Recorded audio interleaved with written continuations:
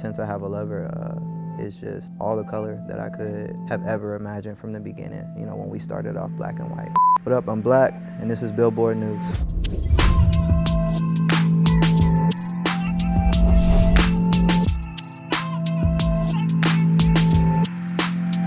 Hey everyone, it's your girl Catrice J here with Billboard News, talking with Black. Welcome. Hey, how you doing? I'm good, I'm good. Listing my problems. Got that one on my line that won't stop fucking calling. It's crazy how could you tell me like it is? Pretty little fears. Since I have a lover. Since I have a lover. Grammy nominated. So you're nominated for Best Progressive R&B Album. How does that feel? Specifically for this one, it feels really good because it's an album that's not really rooted in things that people see as cool, which is like growing up and, you know, trial and error and maturity and being in like healthier relationships with yourself, with the people around you. So to get a nom for it is just the icing on the cake. And you got this nom after 5 years being on hiatus. What was the journey being like on hold for 5 years, coming out with this album, making the album, and then getting a Grammy nomination? Like, what does that sort of journey like feel for you? It's a roller coaster, and it's some really good days and some really terrible days. Why was it so critical for you to take time off though? What was like the main source of like, I need to just focus on me? Working on the last 2 albums and doing those tours, I think that I got into a motion of creating from a specific place and not really like healing up whatever those stories were. So I would just make something, promote it, perform it, you know, live through it, and move on to whatever the next thing was. And by the time I finished both of those tours, it just felt like I had a bunch of baggage and extra stress with me that I didn't need to have anymore. It's like if we are performing Free Black, we don't need to be stressed about anything from that era. If we're performing East Atlanta Love Letter, we don't need to have anything with us from those eras. So when I stopped touring and when I was looking around at everything, it just felt like I was in a room full of clutter, just mentally. And that was the main thing that made me feel like I needed some time off. It was like, I need to clear the space, I need to clear my mind, I need to clear my heart. I need to have these conversations that I've been like putting off for so long that are starting to ruin my life. That was the main thing that made me feel like, let me just take a break from recording and take care of myself and then see what happens. I really want to go into like mental health, right? Like especially with Black men, especially in this music industry. It's a little rough. Besides going to therapy, what are some other things you've done to better your life? And like, how are you trying to encourage others to do the same? One of the simplest things is just having conversations that don't feel good, and especially like with my friends that are guys. I think that women have a better sense of just like having circles and having moments in conversations with each other, and we're so in our own space that it's hard for us to come together and address like serious things. Like we can come together for a basketball game, football game, concert, club, you know, whatever else, but it's a lot less of a common thing for us to get together and just talk. So through the pandemic, I had a lot of conversations that I needed to have with my friends, you know. That's important. I feel like, to your point, Black men really we hold things to themselves. We They gotta don't talk really. more. I know that I can have something in my head or on my heart, and I can be like, I'll talk about it in 3 days.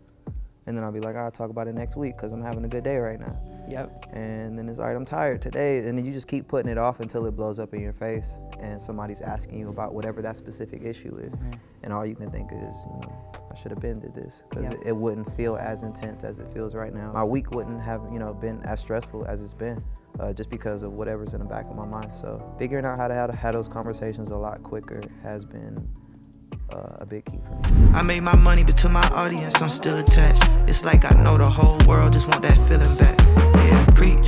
East Atlanta Love Letter, 2018, #1 on the top R&B album charts, and it peaks #3 on the Billboard 200 chart. How is this new album that you put out different from this past album, and like, what's the different perspectives of it, I guess is what I'm trying to ask. It's just continuing to look at myself. I think through each project, Free Black, East Atlanta Love Letter, and Since I Have a Lover, you get a linear growth. It's like I'm not on a path of like being stagnant and staying like in a vibe or staying in a sound, or I'm staying like in a specific era of my life. It's like Free Black was what it was for, which was the monochromatic, moody, dark undertone, but trying to find my way like through this monotonous world. I got real shit to stress about, girl, I ain't worried about shit.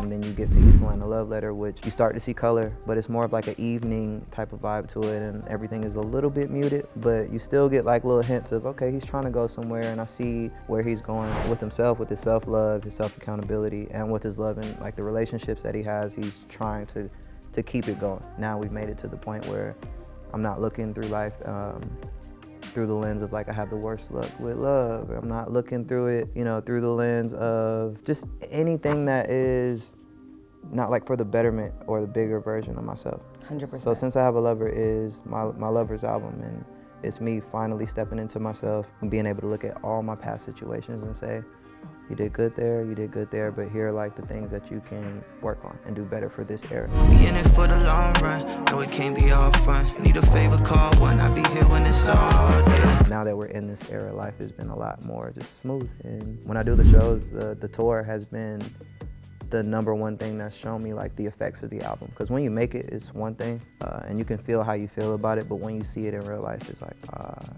people are here crying, they're here laughing, they're like, this is the best night of my life, the best show I've ever been to. It's just really fulfilling to do something that's rooted in positivity and to see like the effect that it has on other people. So. Do you like one better than the other? I like the era I'm in right now. I'm not sure if it's like a better type of situation. I just like the era that I'm in because of, like I said, how fulfilling it is. Like when I did those old tours and those past albums, it was a feeling for sure, and it was a moment for sure, beautiful. But where I am right now is like when I get off stage, I want to feel happy. I want to feel at peace. I don't want to feel like I got anything floating around that doesn't need to be floating around, people floating around that don't need to be floating around. To perform that, the title track, Since I Have a Lover, we closed the show with that. To perform that song last and for it to feel like church almost, it's like it's a moment of everybody hands up, jumping around, letting loose, and we end just kind of looking at each other like, that was it, right? That was it. And everybody kind of has the same look on their face, like that was it, that was it.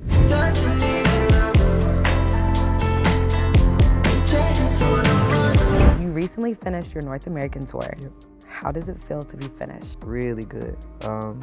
We had a lot of favorite shows. It was a special one. If I could name some off the top of my head, and it would be places that you probably don't even like think, like what? Like Raleigh was one of the best shows. That was a show where it felt like a festival within a venue. Like every single face was locked in, every single eye was like focused, every single voice was active. One of the longest like ovations. Just word for word type of crowds. Yeah, I just couldn't imagine it ending or being any other way. Like the US tour was one that I definitely won't forget, and one where I can say, you know, for myself, by the end of it, I just felt like I was exhaling, and it was a good exhale. You know, it wasn't like a, what's the next job, or I need some time away from all of this. It was just like, we finished, and it feels good to be finished, so. Okay, I want to get into collaborations. You've had a lot of success with collaborating with artists, J. Cole, Future, Selena Gomez, Young Thug. And with Young Thug, I found this video online of you and him interacting. I don't know if it was a rap battle. You could go back to yourself then. Could you even imagine that y'all would be in the places you are now? I think from like a kid's standpoint of like, you know, one day, like I had the hunger back then, and that was a moment where anytime people had video shoots or events in Atlanta, me and the people that I knew, we would just pull up and we'd be like 20 something deep. And it was Rich Kids and Young Thug video shoot. We would just be like, hey, we rap. What's that? Yeah, and then we just start going like that. And it wasn't necessarily a head-to-head battle. It was just more of like I'm here to display like what I can do. Those were cool moments because they stamped like in my brain and his brain forever. And we weren't like close friends during that time. We didn't even know each other at that time at all. So to have that moment and then to like go off into our own worlds and then to come back, you know, 3, 4, however, 5 years later and make music together and, you know, kind of look back on it, it's like, it's really, really dope that, one, that happened, but two, that we get to make something like from that story. We get to like keep it going. So he's absolutely like my most favorite person to work with ever in my life. Like, I love that. His recording process is just very special. Yeah, you have to see it to believe it. It's like you could be there and doing your own thing in your phone while he is sitting at the boards with his headphones on, and he might mumble a couple of things. You're like, what? Huh? By the time he takes them off and press play, he's just like, there's a whole song here, and I had no idea that it would like feel or sound like this at all. So, and then obviously like just a really good person as far as taking care of the folks around them and creating like an environment where they can thrive and like have their own careers and do their own thing. Wow. Free Thug. Free Thug. We miss him.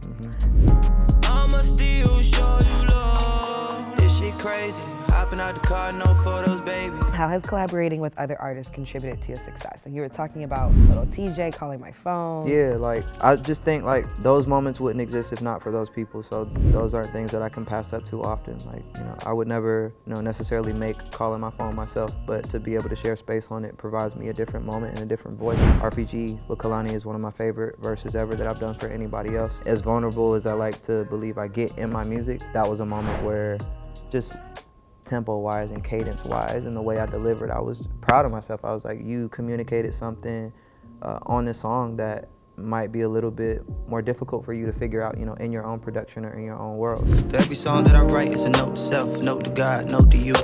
Don't count me out, besides this and my daughter, I only got love for you. I like working with my friends. I like working with people who mean something to me. I like the sport of just being in somebody else's world and figuring out what my place in it is. I think that's important too. I want to come to Fatherhood. Your first album, Yep. I don't know what song it was, but you were talking about you're becoming a father and you were kind of preparing yourself. Yeah, never know. I think it was I got a baby on the way. Yeah, I got a baby on the way. Now she's 6.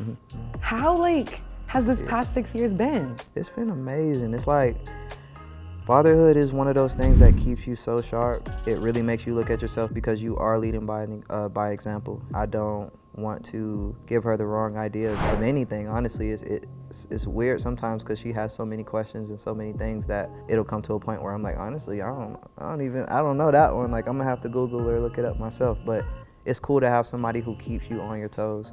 And she is the best, most polite, purest, like, kid that you could ever meet in your life. I guarantee you. Like, not saying it because she's my kid, but literally she has no bad, rude, mean, negative, like, bone in her body at all. The most that you'll get from her is like tears if I say something like seriously to her, or I'm trying to, like, you know, hey, and this is why we don't do that. Yeah. And, you know, she'll kind of tear up. Does that make you kind of tear up? Yeah, it makes me, like, pull back, but Yeah. it never has to go any further than that because she's just such a really great kid. And, you know, parenting styles are all different, but what I'm doing with her specifically is, it's just very easy. And the smallest things, like if you knock a cup over by mistake, you know, instead of being like, why would you do that? You know, it's more like, let's just clean it up. Like, that's all we can do is clean it up and move on, and not making her feel like this is such a moment to teach you, like, some tough lesson. It's just like, you're a kid, you're gonna be a kid, you're gonna make mistakes, and it's my job to give you as much freedom as you can to make those mistakes. And if I need to say something, I will, but other than that, like, yeah, like, you got it. You absolutely have it. I'm so excited for next year and, like, the European tour, and I hope you win this Grammy. Me too. I'll be lit. Yes. I'm about to say they better keep the cameras off of me because I won't be quiet. Do you have your speech ready? I don't have a speech ready, but I don't want to have a speech ready. Like, I would love to, like I said, just be there, play dress up, have fun. Anything else would just be extra on top. So if we have an extra on top moment, then I'll be ready for it no matter what. Well, we'll be ready for you too. Thank you.